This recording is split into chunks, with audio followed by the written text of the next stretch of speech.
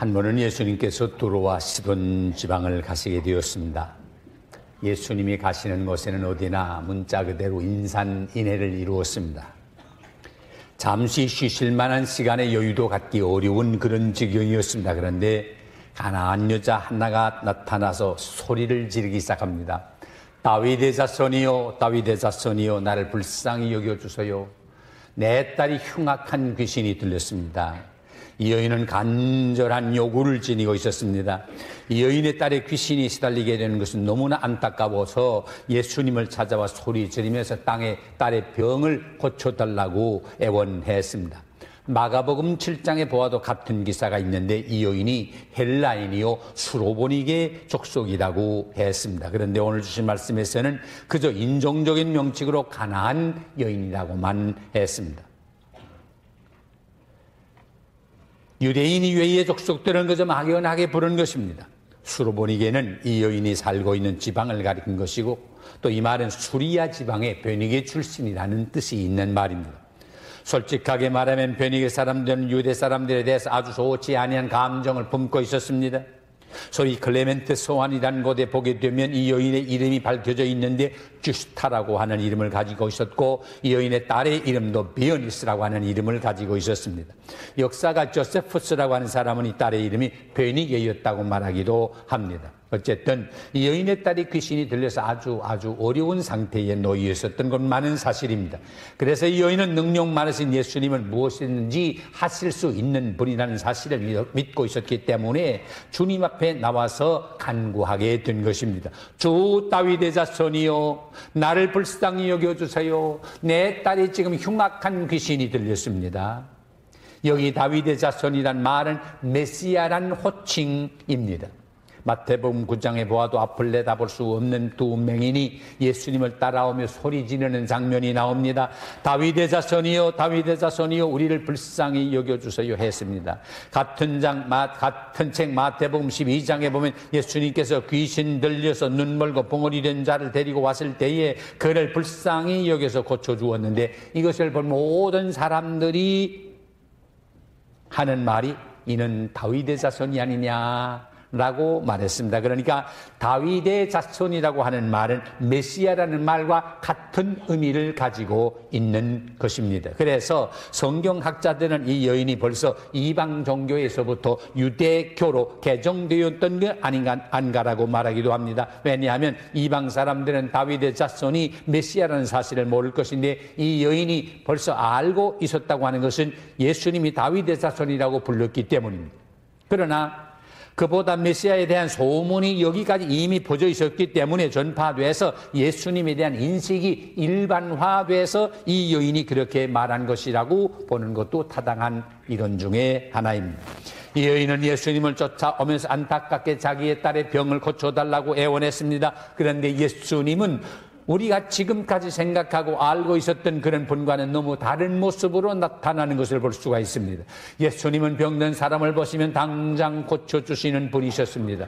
저녁 때가 되어도 끼니에 대한 대책이 없이 막연하게 지내는 무리를 보실 때마다 목자 없는 양처럼 생각돼서 민망히 여기고 기적을 통해서 배불리 먹게 하고 12광줄이나 남게 하셨던 분이셨습니다. 맹인들이 소리를 지를 때 그들을 불러서 고쳐주신 주님이셨습니다. 자, 그런데 이렇게 동정심이 많으신 예수님이 가나안 여인이 그렇게 소리를 지르며 따라와도 못 들으신 것은 아니실 것인데 이상할 정도로 예수님은 한 번도 반응이 없으시고 대답하지 않으셨습니다. 왜 예수님이 가나안 여인의 이 부르짖음에 아무 대답도 하지 아니하셨을까요? 여기에 대해서는 여러 가지 추측이 있는 것이 사실입니다. 가령 성경학자 중에 와이스라고 하는 같은 사람은 유대인의 메시아로 오신 예수님께서 이방인도 고쳐도 되겠나 라는 것을 생각하기 때문에 추조하셔서 말씀으로 대답지 아니하신 것이 아닌가라고 해석을 합니다.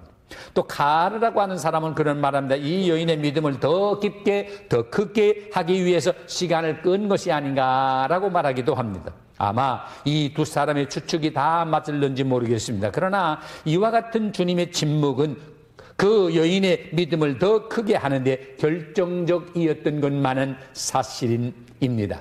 사실 하나님의 침묵이 우리의 믿음을 더 향상시킬 때가 많다는 사실을 믿으시기 바랍니다. 우리는 저 유명한 어거스틴의 어머니 모니카를 기억합니다.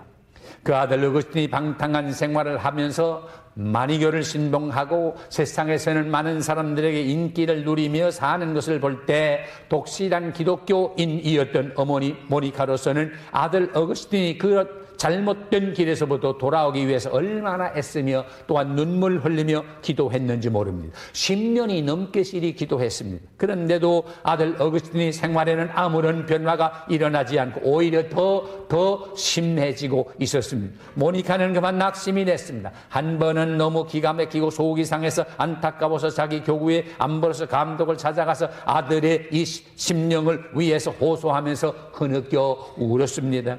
신부님, 제 아들 어거스틴을 하나님께서 영원히 버리신 것 같아요. 제가 아무리 오랫동안 이렇게 기도하지만은 아들의 심령을 위해서 기도했는데도 하나님이 제 기도에 아무런 응답이 없어요. 그러나 내 아들의 생활에는 변화가 없는 걸 보니 하나님이 버리신 거 아닙니까, 신부님? 저는 이제 어떻게 해야 합니까? 하면서 신부 앞에서 눈물을 흘리면서 호소했습니다. 이때 눈물 흘리며 애타는 심정으로 호소하는 어거스틴의 어머니 모니카의 모습을 가만히 지켜보고 있던 암브로스 감독은 조용히 입을 열어 말했습니다. 자매님, 너무 염려하지 마세요. 절대로 낙심하지 마세요. 눈물로 간절히 호소하고 기도하는 어머니가 있는 아들은 절대로 망하지 않을 것입니다. 계속 기도하세요. 암브로스 감독의 격려의 말에 힘을 얻은 모니카는 계속 하나님 앞에 기도드렸습니다. 그 결과 어거스틴이 회개하고 하나님께 돌아오게 되었을 뿐만 아니라 우리 기독교 역사상 아주 훌륭한 빛나는 인물이 되지 않았습니까? 그렇습니다. 우리가 아무리 애타게 기도할지라도 이루어지지 않는 일들이 있습니다. 물론 내 욕심을 위해서 기도한다고 하면 이루어지지 않는 것이 나을 것입니다. 그러나 하나님의 영광을 위해서 하나님의 뜻을 위해서 구하는 기도임에도 불구하고 응답되지 않을 때가 있습니다. 하나님께서 잠잠하게 침묵을 지킬 때가 있습니다. 그러나 이런 때 우리는 절대로 낙심하지 말아야 합니다. 이 가나안 여인처럼 우리는 계속 간구해야 합니다. 문이 열릴 때까지 문을 두드리셔야 합니다. 그런데 이거 보세요. 예수님은 아무런 반응이 없으신데 이 여인은 계속 부르짖습니다. 조 다윗의 자손이여 나를 불쌍히 여겨주세요. 내 딸이 흉악히 귀신이 들렸습니다. 나를 불쌍히 여겨주세요. 예수님을 수행하는 제자들이 시끄럽게 생각하고 귀찮게 여겨서 주님께 나와 여쭙습니다. 선생님, 아까부터 이 여자 와서 자꾸 저렇게 조르고 또 드는데 이거 다 뭐지 귀찮아 먹겠네 같습니다. 어서 그저 한마디 해서 빨리 돌려보냅시다 라고 제의했습니다. 예수님의 신중한 태도에 비해서 제자들은 대조적으로 단순하게 생각했습니다. 귀찮게 생각해서 빨리 돌려보내자고만 했습니다. 이때 예수님 말씀하십니다. 나는 이스라엘의 집에 잃어버린 양 외에는 다른 데로 보내심을 받지 아니하였노라. 이 말씀의 의미는 첫째로 단순하고 무관심한 제자들을 깨우치기 위해서 예수님 자신이 세상에 오신 목적을 밝히신 것입니다. 이스라엘은 하나님의 양입니다. 그리고 메시아는 이스라엘의 목자입니다. 요한복음 10장에 보아도 나는 선한 목자라. 선한 목자는 양들을 위하여 목숨을 버린다 라고 말씀했습니다. 이 말씀을 들을 때 예수님이 세상에 오신 목적이 유대인에게 국한이 되고 이방인을 여저 완전히 도외시한 듯한 느낌이 드는 것이 사실입니다. 그런데 요한복음 같은 장 10장 16절에 보면 다른 면도 없지 아니합니다. 또 이 우리에 들지 아니한 다른 양들이 내게 있어 내가 저들을 인도하여야 할 터이니 저희도 내 음성을 듣고 한 무리가 되어 한 목자에게 있으리라 하는 주님의 말씀도 있습니다. 어쨌든 우리는 주님의 말씀에서 이스라엘을 대하는 열렬한 사랑을 엿볼 수가 있습니다. 다윗의 자손으로 오신 메시아는 먼저 이스라엘을 구원하시기 위해서 오셨지만은 이스라엘의 종래 배척함으로 말미암아 복음이 이방인들에게 미치게 된 것입니다. 그래서 사도 바울이 로마에 편지하면서 로마서 2장에 말씀한 대로 보면 첫째는 유대인에게요, 그 다음은 이방인이라고 그 공도가 확립된 것을 볼 수가 있습니다. 이 경위를 변증하는데 오늘 주신 말씀의 목적이 있다고 생각합니다. 이스라엘의 집에 잃어버린 양 외에는 다른 데로 내가 보내심을 받지 아니하였노라. 이 말씀을 들을 때 보통 사람 같으면 낙심하게 되고 물러설 수 있는 말입니다. 그렇지, 난 유대인이 아니니까 저분하고는 상관없지, 내가 공연히 시간만 낭비했지 하면서 돌아갈 수 있는 말 아닙니까? 그런데 이 여인은 그렇게 하지를 않았습니다. 처음에는 멀리서 소리 질렀지만 이제는 더 가까이 나와서 절하면서 애원했습니다. 제자들의 냉대도 이 여인을 물러서게 하지를 못했습니다. 예수님의 무관심해 보이는 태도도 이 여인의 열심을 꺾지 못했습니다. 그렇습니다. 기도에는 꼭 필요한 것이 열심입니다. 간절히 기도해야 합니다. 그러므로 우리는 주님께 이렇게 뜨겁게 간절히 기도하시기 바랍니다. 전에 한나라고 하는 여인이 있었거든요. 어린애가 없어서 하나님의 성막에 가서 기도를 했습니다. 나에게 어린애 하나를 주세요. 한나는 너무 마음이 괴로워서 통곡을 하면서 하나님께 소리를 내면서 간절히 기도를 드렸습니다. 만군의 여호와여, 만일 주의 여종의 고통을 돌아보시고 나를 생각하시고 주의 여종을 잊지 아니해서 아들을 주신다고 할 것이면 내가 그의 평생 여호와께 드릴 뿐만 아니라 삭도를 그 머리에 대지 아니하게 키우겠습니다. 한나가 하여간 얼마나 간절히 기도하고 열심히로 기도했던지 간에 성막을 책임지고 있는 엘리 선지가 와서 가만히 보니까 꼭 술 취한 여자가 얼굴이 새빨개 가지고 말은 하느라고 하는데 입이 뭐 너블너블 움직이긴 하는데 말소리는 들리지 않고 그러니까 지금 미친 여자 같고 술 취한 여자 같다라는 생각이 들어서 말했습니다. 내가 언제까지나 이렇게 취하여 있겠느냐. 어서 포도주를 끊어라. 그때 한나가 대답한 말 여러분 기억합니까? 네 주여 그렇지 아니합니다. 나는 마음이 슬픈 여자입니다. 포도주나 독주를 마신 것이 아니고 여호와 앞에 나의 심정을 통한 것뿐입니다. 당신의 여종을 악한 여자로 여기지 말아주세요. 내가 지금까지 말한 것은 나의 원통함과 격동함이 많아서 이렇게 간절히 부르짖은 것밖에는 없습니다. 그렇습니다. 하나님께서는 한나의 기도를 들어주시고 또한 아들 사무엘을 주신 사실을 우리가 기억합니다. 이 가나안 여인은 이런 냉대를 받으면서도 예수님께 가까이 나와 간절히 청했습니다. 주여 저를 도와주세요. 저를 도와주세요. 내 딸이 지금 흉악한 귀신에 들어서 고생을 하고 있습니다. 미친 듯이 애원했습니다. 이때 예수님이 이 여인에게 뭐라고 말씀했습니까? 자녀의 떡을 취하여 개에게 던짐이 마땅치 않다. 이 말 설명할 필요 없죠. 다 아시겠죠? 사실 그 당시에 유대 사람들은 이방인들을 개나 돼지처럼 생각했습니다. 예수님도 그 당시 유대인들의 일반적인 관념 그대로 말씀하신 것입니다. 저는 이 말씀을 가만히 준비하면서 이런 생각을 해봤어요. 이건 가상입니다. 이렇게 주일에 여러분이 이렇게 예배당에 가득히 나와서 예배를 들으시는데 제가 정 나서서 여러분이 주일이 돼서 여러분 예배당에 나오셨고 또 지금 말씀 듣는 시간이라고 말씀을 들으려 하시는데 뭐 그 개 같은 분들한테 내가 무슨 말을 하겠습니까? 만일에 이랬다면 어떻게 될까? 놀라운 일이 벌어질 줄 믿습니다. 아마 어떤 분은 흥분하고 격분한 분이 많으실 겁니다. 삿대질을 하면서 너 우리가 개야? 개? 너는 뭐냐? 또 어떤 분 가운데는 실망하고 돌아설 겁니다. 난 그 박 목사라는 분은 그렇게 생각 안 했는데 형편없구나. 저게 인간이야? 하고 돌아설 겁니다. 어떤 분은 그럴 겁니다. 저거 목사가 미친 거 아니야? 고개를 흔들거리며 그럴 겁니다. 문자 그대로 수라장이 될 줄 믿습니다. 자, 그런데 이 여인을 보세요. 예수님께로부터 이런 전대와 이런 무시를 당하면서 조금도 불쾌한 감정을 나타내지 않았습니다. 예수님 말씀 그대로 받아들이며 주님 옳습니다. 저는 사실 개와 같이 보잘것없는 존재입니다. 그러나 주님 개도 제 주인의 상에서 떨어지는 부스러기를 먹지 않습니까? 나 그 부스러기라도 좀 주세요.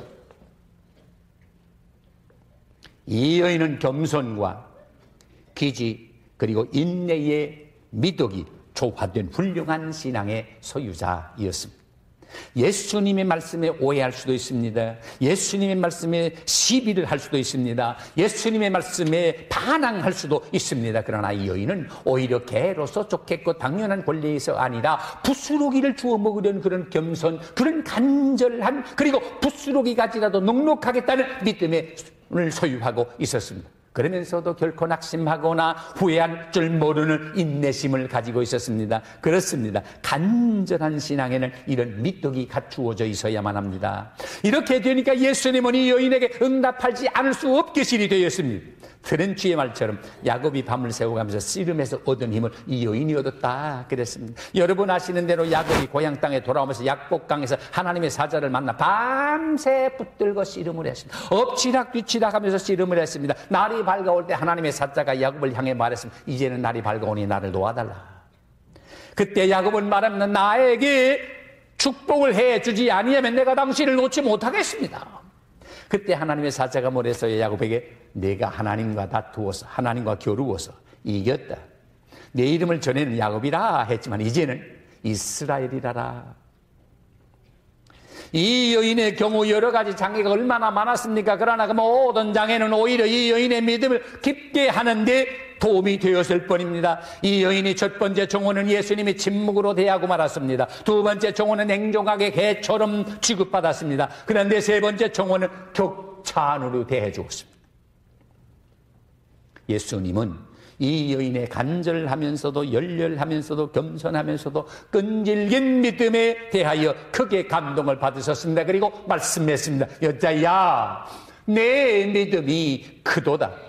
사실 예수님의 제자들도 이 여인에게 하신 칭찬 같은 것을 받아본 적이 없었습니다. 오히려 제자들은 믿음이 적은 자들아 왜 의심하느냐 라는 책망을 받은 적이 있습니다. 그런데 이 이방 여인에게 내 믿음이 크도다라고 칭찬했습니다. 이 여인에게 있어서 얼마나 큰 축복입니까?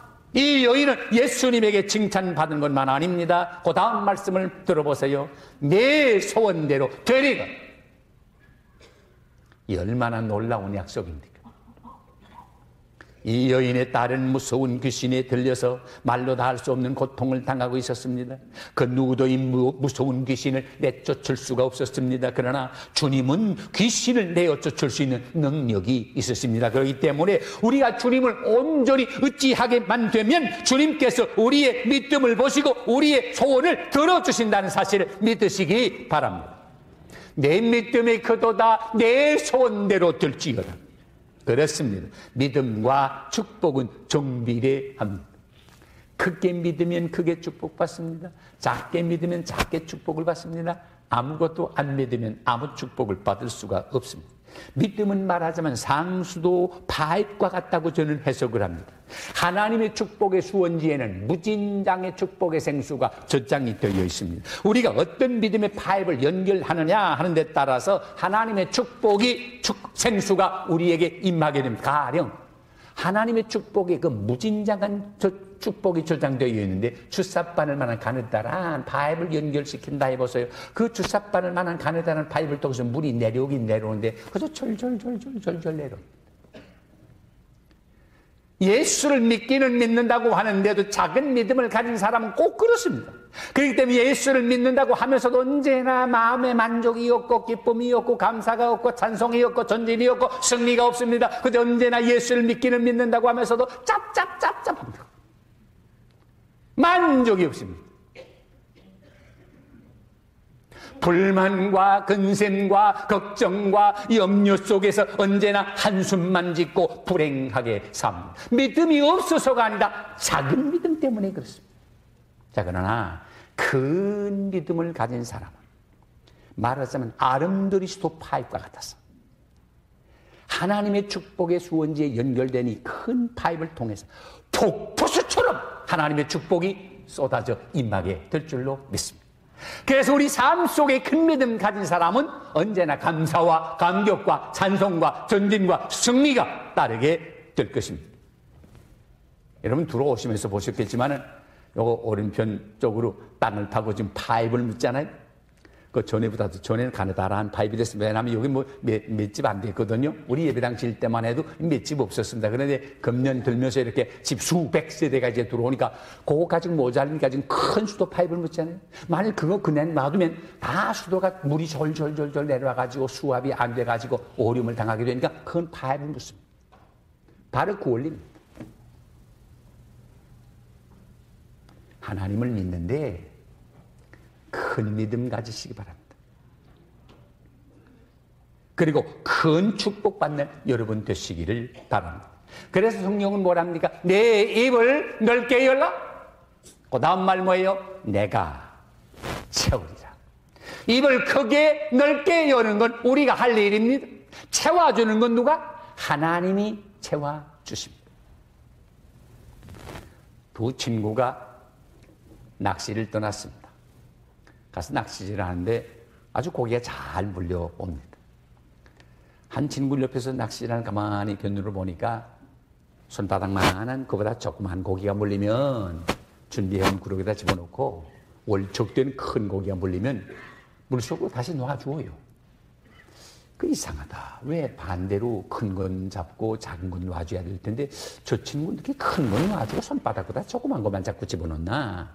근데 또 낚시질 할 때는 옆에 사람하고 매일 말 안 하거든요. 그것도 궁금하지만 그냥 있다가 점심때가 돼서 준비해가지고 도시락을 나눠 먹으면서 궁금한 걸 이야기했습니다. 자네가 내가 가만 보니까 그 큰 고기 놔주고 조그만 것만 자꾸 잡아넣는데 무슨 이유가 있나? 그랬더니 글쎄 말이야. 뭐 난 우리 집에 프라이팬이 또 뭔지 없고 손바닥만한 거밖에 없었어. 이 친구는 자기 집에 있는 프라이팬이 손바닥만한 것밖에 없기 때문에 고개 안에 드는 것만 잡았지 큰 거 잡으면 아주 놔주었습니다. 여러분 분명히 들으세요. 하나님은 우리에게 큰 축복을 주시기 원하는데 내 믿음의 그릇이 작아서 이 큰 축복을 포기하는 적 없습니까? 큰 믿음 가지시고 큰 그릇 가지시고 큰 축복받는 여러분 되시기를 바랍니다. 예수님이 베드로와 요한 그리고 야고보를 데리고 산에 올라가서 변화한 모습을 보여주신 다음에 산에서 내려오는데 큰 무리가 제자들과 둘러싸서 어떤 시비가 벌어진 것을 보았습니다. 무슨 일이냐라고 물었더니 어떤 사람이 얼른 나오면서 선생님, 벙어리 귀신 들린 내 아들을 데려왔다가 귀신이 들어서 언제든지 저를 잡게 되면 거꾸로뜨리고 거품을 흘리며 이를 갈며 몸은 날로 폐비해가고 있습니다. 내가 선생님의 제자들에게 좀 고쳐달라고 말씀을 드렸더니 자기가 고친다고 말은 해놨지만 오히려 고생만 더 시키고 아무런 진전이 없습니다. 선생님이 하실 수 있으면 혹시 하시면 아들 좀 고쳐주세요. 이때 예수님이 그 아이 아버지한테 말씀한 말씀을 여러분 기억합니까? 정색을 하시고 할 수 있거든이란 말 무슨 말이요? 할 수 있거든이란 말 무슨 말이요? 믿는 자에게는 능치 못한 것이 없느니라. 이 말씀을 듣는 순간 이 아이 아버지가 소리를 지르며 말했습니다. 내가 믿습니다. 내 믿음 없는 걸 도와주세요. 예수님은 그의 신앙을 확인하신 후에 아이의 병을 고쳐주셨다 하는 이 얘기입니다. 사랑하는 여러분, 오늘 우리 한 사람 한 사람에게 은혜를 베풀어 주어서 이미 믿음 주신 거 감사하지만은 큰 믿음을 주세요. 그래서 하나님께로부터 큰 축복받게 해주세요. 이 기도가 우리 한 사람 한 사람에게 다 이루어지시기를 주의 이름으로 축원합니다. 기도하십니다. 하나님 아버지 감사합니다. 우리에게 금보다 귀한 믿음 주신 거 감사합니다. 그런데 우리에게 작은 믿음 말고 큰 믿음을 허락해 주세요. 그래서 하나님의 큰 축복받아 이 험한 세상 승리하며 살게 하시고 성공하며 살게 하시고 찬송하며 살게 하시고 전진하며 살 수 있도록 은혜 베풀어 주시옵소서. 예수님의 이름으로 간절히 기도하옵나이다. 아멘.